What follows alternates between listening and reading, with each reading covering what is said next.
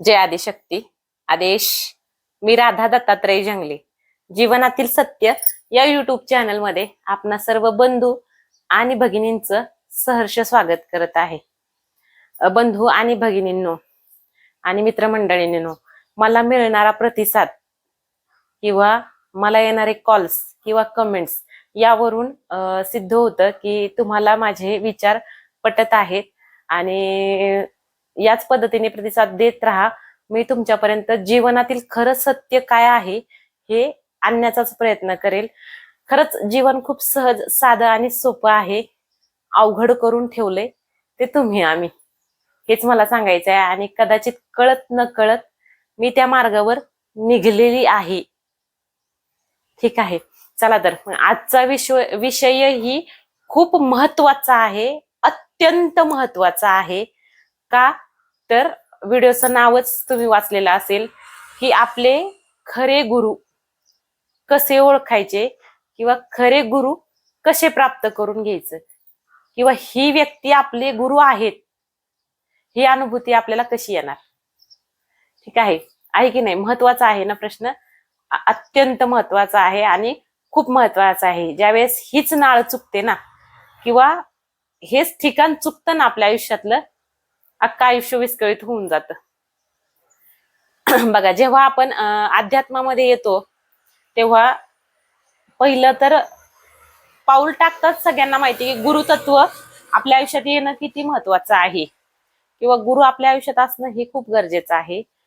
संचार असू द्या, वारा असू द्या, अध्यात्म असू द्या, भक्तीचा कोणताही मार्ग असू द्या किंवा सर्वसाधारण व्यक्ती असू द्या, प्रत्येकाला गुरु करणं अनिवार्य आहे, गरजेचं आहे. ठीक आहे, तर हेच गुरुतत्व. बरेच फोन आले मला, बरेच मेसेजही आले, कमेंट्सही आले. मुळात ह्या मेसेज आणि कमेंट्स वरून किंवा ह्या कॉल्स वरून माझ्या एक गोष्ट लक्षात आलेली आहे की आपण मुळात गुरु ची निवड करण्यात किंवा गुरुतत्व मिळवण्यामध्येच अयशस्वी झालेलो आहोत किंवा कदाचित समोरच्या व्यक्तीकडनं आपल्याला होणारं जे समाधान आहे ते झालेलं नाही. तुमचं समाधान ते किंवा काही अडचणी असू शकतात, मग तुमच्यात असू शकतात, समोरून असू शकतात, काहीही प्रॉब्लेम्स असू शकतात. त्यांना जे तुम्हाला सांगायचे ते कळत नसेल किंवा तुम्हाला जे पाहिजे त्यांनी दिलं नसेल, काय असेल XYZ, ह्या वेगळ्या अडचणी आहेत. आपल्याला कोणालाही नावं ठेवायची नाहीत. ठीक आहे, पहा, मुळात कोणतंही असू द्या, एखाद्या शाळेत जरी ऍडमिशन घेतलं किंवा आपल्या दैनंदिन आयुष्यामध्ये म्हणा किंवा रोजच्या स्पर्धा जीवनामध्ये आपल्याला बघा, प्रत्येक गोष्ट ही काही ना काही शिकवत असते. नक्की, अक्षरशः मातीपासून आभाळापर्यंत आणि मुंगीपासून हत्तीपर्यंत, म्हणजे या सृष्टीमध्ये जे काही आहे ना, तर हे आपल्याला काही ना काही शिकवत असतं. मुळात कळत न कळत हे सर्व आपले गुरुच असतात. आणि आयुष्यातही एखादी व्यक्ती सहज जरी चालता चालता म्हणली ना, हे तुझ्यासाठी चांगलं नाही, ते कर, आणि ते केल्यानंतर जर आपल्याला यश येत असेल किंवा मार्ग मिळाला असेल, तर कदाचित कळत न कळत ती व्यक्ती ही आपली गुरुच्या ठिकाणी असते. मग तुम्ही म्हणाल, मग असं तर दररोज आपल्याला कितीतरी लोक मिळतात, कितीतरी लोक हे करतात, मग हे आपले गुरु का? तर नाही. गुरु काय काय बोलू, या शब्दावरती मी काय बोलू, माझी लायकी नाही असं मी म्हणेल, पण तरीही आज बोलते. बघा, आपले खरे गुरु कसे ओळखायचे किंवा त्या तत्वाला कसं प्राप्त करून घ्यायचं किंवा त्यांच्यापर्यंत गेल्यानंतर इथं हीच व्यक्ती ती आहे आपलं, जे आपलं आयुष्याला गती मिळवून देईल. हे कसं कसं समजणार आपल्याला? बघा, खूप सारे चढ उतार आणि अडचणी, प्रॉब्लेम्स हे सगळं आपल्या आयुष्यात येत असतात. आपण जगत असतो, मार्ग काढत असतो, सगळं चालूच असतं. पण हे सगळं सांगण्याआधी मला तुम्हाला एक गोष्ट सांगायची आहे. मुळात सगळ्यांचं असं म्हणणं आहे, जेव्हा आपण देवाचं करतो, अध्यात्माचं करतो, त्यावेळेस आपल्या आयुष्यात प्रॉब्लेमच यायला नाही पाहिजे. गुरु आपल्या आयुष्यात आल्यानंतर आपल्या आयुष्याचं सगळं नीट झालं पाहिजे, अक्षरशः स्वर्गाचं सुख आपल्याला मिळालं पाहिजे. तर हे नाही होत. याच्यावर आपण सेपरेट व्हिडिओ बनवू. तुमच्या गुरूंचा, तुमच्या आध्यात्मिक सेवेचा तुमच्या प्रपंचातील येणाऱ्या अडचणींचा एकमेकाशी काहीच संबंध नसतो. तो तुमचा प्रारब्ध असतो. आणि ह्या भक्तीने किंवा ह्या पुण्याईने, ह्या गुरुकृपेने किंवा ह्या गुरु आशीर्वादाने तुम्ही काही गोष्टीतनं मुक्तता मिळवायची आहे, पुण्यकर्म करायचे आहे, तुमच्या कर्मांचा भर चांगला करायचा आहे आणि तुमचा प्रारब्ध कमी करायचा आहे. ठीक आहे. तर विषय भरकटायला लागलाय. आपल्याला पाहायचंय की गुरु कसे ओळखायचे. ठीक आहे. बघा, आपण जेव्हा एखाद्या खूप प्रवास करून थकलेलो असतो, आपण उन्हातनं चालत आलेलो आहोत, एखाद्या प्रवासाला जाऊन आलोय आपण आणि गाडीने आपल्याला स्टॉपवरती सोडले आणि थोड्या अंतरावर आपल्याला चालत जायचंय, पण ऊनही खूप लागते. त्यावेळेस आपल्याला दोन गोष्टीची गरज असते, पाणी आणि सावली. ठीक आहे ना. आणि जेव्हा अचानक लांबपर्यंत एकही झाड नाही आणि अचानक एका ठिकाणी झाड लागले आणि तुम्ही त्या सावलीत गेलात, कसं वाटतं? छान वाटतं की नाही? शीतल वाटतं. ती शीतलता.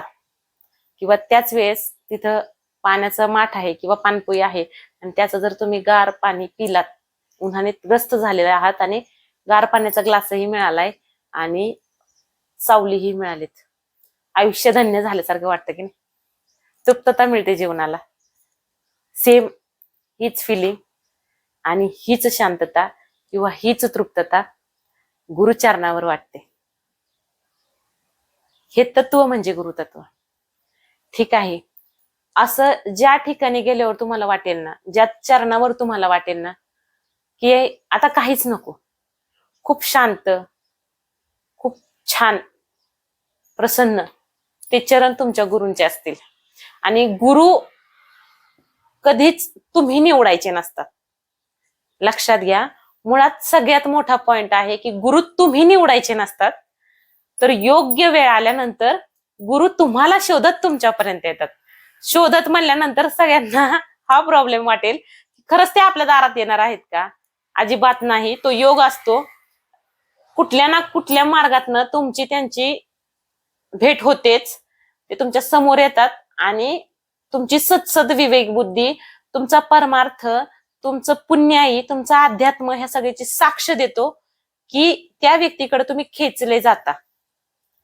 दैवी संकेत असतात काही, ते तुम्हाला मिळतात आणि त्यानंतर समजतं की ह्या व्यक्तीचं आणि आपलं काहीतरी नातं आहे. कळत न कळत त्या गोष्टीच्या व्यक्तीच्या गोष्टी आवडायला लागतात. त्यांच्या सवयी, त्यांनी दिलेलं ज्ञान, त्यांच्यातले जे सगळे पॉझिटिव्ह कनेक्शन असतात ते आपल्याला आकर्षित करतात. का? तर ही नाळ त्या भगवंताने जोडलेली असते. गुरु शिष्याचं नातं म्हणजे टेम्पररी किंवा तुमची इच्छा आहे तोपर्यंत निभावण्याचं नातं नाही. बघा, भगवंत आहे का नाही हे मला माहिती नाही, तो कधी दिसेल का नाही हेही मला माहिती नाही, पण माझ्यासाठी माझे भगवंत देव आहेत हे ज्या वेळेस वाटेल ना, किंवा ही भावना असणं म्हणजे गुरुत्व, म्हणजे आपल्याला गुरुकृपा लाभणं म्हणता येईल किंवा गुरूंचा आशीर्वाद आपल्यावर असणं. ठीक आहे. ह्या सगळ्यांचाही आपल्या आई वडील जसे आपल्याला जन्माला घालतात, आई वडिला नंतरच नाही म्हणता येणार, त्यांच्याच बरोबरीचं स्थान, जी फिलिंग आपल्याला आपल्या आई वडिलाच्या कुशीत असल्यानंतर, सहवासात असल्यानंतर वाटते ना, ते गुरुच्या सानिध्यात गेल्यावर वाटतं. आणि गुरूंला भियायचं नसतं, उलट हक्काचं स्थान असतं आपलं, ते खूप महत्वाचं स्थान असतं. त्यांच्यापासून गोष्टी लपवायच्या नसतात, तर मनसोक्त आणि मन मोकळं तिथं सांगायचं असतं. ज्यावेळेस आपल्याला वाटतं की नाही आता आपले बाबा आपल्याला ओरडतील, आपल्या हातनं चूक झाली आहे, आपण आईला जाऊन गुपचूप सांगतं, त्याच पद्धतीने ती चूक आपल्या बाबांना, आपल्याला गुरूंना सांगण्याची हिम्मत ठेवायची. कळतंय? गुरु असे असतात. आता ह्या माझ्या भावना आहेत माझ्या गुरुविषयींच्या, पण गुरु ओळखणं खरंच खूप सोपं आहे. खूप शीतलता, खूप माया, खूप प्रेम. आणि जी व्यक्ती म्हणेल ना काळजी कशाला करतोयस, मी आहे की, ती व्यक्ती तुमचा गुरु असेल. आणि तिची कृपा झाल्यानंतर कशाला काहीच अर्थ लागणार नाही. आपोआप तुमचे पाय किंवा तुमचा मार्ग सुखाच्या रस्त्याने निघेल. आयुष्यात कळत न कळत सुख यायला चालू होईल. तुमचे प्रॉब्लेम्स उघडकीस यायला लागतात. बघा काही काहींचं असं असतं की खरे गुरु आल्यानंतर प्रॉब्लेम्स तोंड काढायला लागतात. मग मला सांगा, एखादा औषध आपण एखाद्या विकारावरती घेतल्यानंतर तो आजार दबत नाही, तो पूर्ण बाहेर निघतो. का तर त्याच्यावरच रामबाण इलाज असतो तो. म्हणून खरे गुरु जेव्हा आपल्या आयुष्यात येतात ना, तर सगळी घाण एकत्र बाहेर निघते आणि नंतर मग ते सगळं क्लीन होऊन जातं. म्हणजे विषय असा असतो की गुरु आयुष्यात आल्यानंतर काय एकदाचे प्रॉब्लेम्स आहेत ना, सगळे समोर येतात. तुम्हाला ते फेस करावे लागतात. तो खरतड मार्ग ही एकदाच येऊन जातो आयुष्यात. खूप साऱ्या प्रॉब्लेम्सला फेस करावं लागतं आणि नंतर जे मिळतं ते सुखकारक असतं. सहज आणि सोपं काहीच नाही.